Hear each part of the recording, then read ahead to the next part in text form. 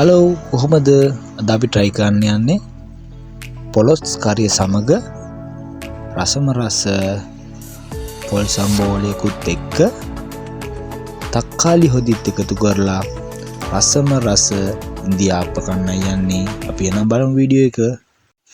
ඉස්සරෝම අපි ඉන්දියාප්ප හදන්න ඕන මිශ්‍රණය හදාගෙන ඉවර වෙලා ඉන්දියාප්ප මිරිකන එකට දාලා අපි ලස්සන මෙන්න මේ විදිහට ඉන්දියාප්ප ටික මිරික ගන්නවා.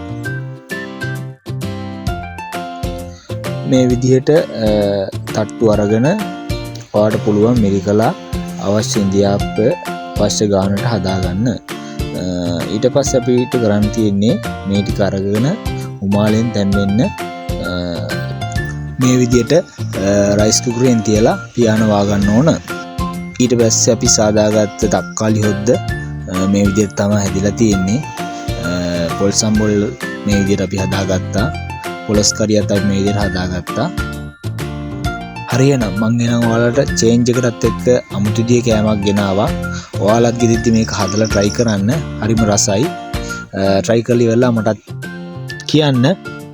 එහෙනම් මගේ YouTube channel එක like කරන්න, follow කරන්න, comment කරන්න, share කරන්න, subscribe කරන්න.